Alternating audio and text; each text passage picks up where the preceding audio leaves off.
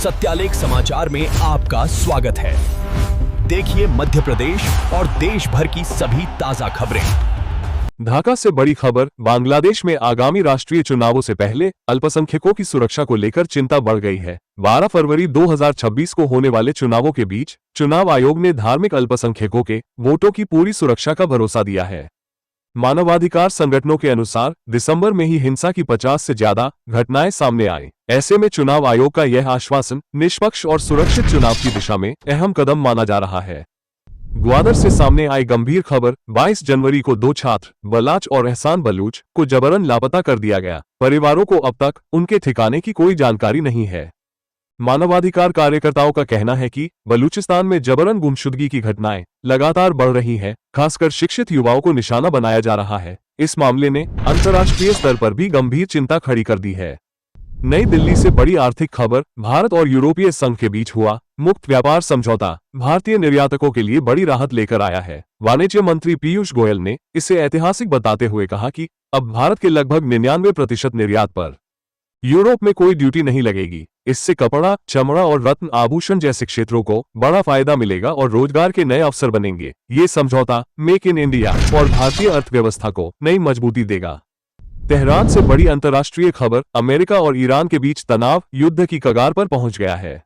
Malacca की खाड़ी में अमेरिकी नौसेना की तैनाती बढ़ी है, वहीं ईरान ने यूएसएस अब्राहम लिंकन को लेकर खुली चेतावनी दी है। संयुक्त राष्ट्र तनाव कम कराने के प्रयास में जुटा है, जबकि विश्व समुदाय संयम की अपील कर रहा है। खाड़ी क्षेत्र में बढ़ती तनातनी वैश्विक शांति के लिए गंभीर चिंता बन गई है।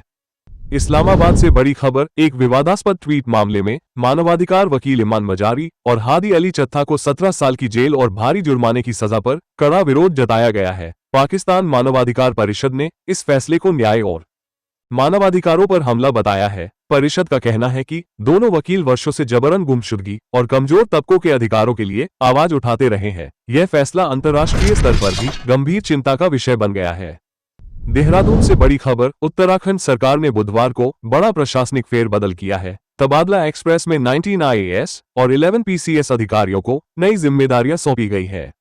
वरिष्ठ आईएएस अधिकारियों आर मीनाक्षी सुंदरम और रणवीर चौहान के कार्यभार में अहम बदलाव किए गए हैं। सरकार का कहना है कि ये कदम प्रशासनिक कार्यकुशलता और विकास कार्यों में तेजी लाने के लिए उठाया गया है। उत्तराखंड से बड़ी खबर। चारधाम यात्रा में गैर हिंदुओं के प्रवेश पर संभावित प्रतिबंध को वक्फ बोर्ड का समर्थन मिला है। बोर्ड अध्यक्ष शादाब शम्स ने कहा कि जिनकी आस्था सनातन धर्म में नहीं है, उन्हें तीर्थ स्थलों में प्रवेश नहीं मिलना चाहिए।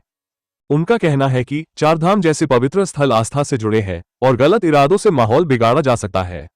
अब इस संवेदनशील मुद्दे पर सरकार और मंदिर समितियों के फैसले का इंतजार है। दिल्ली से अहम खबर। रेल बजट को केंद्रीय बजट में शामिल किए जाने के 10 साल पूरे हो गए हैं। 2016 में आखिरी स्वतंत्र रेल बजट के बाद सरकार ने इसे बड़ा सुधार बताया था।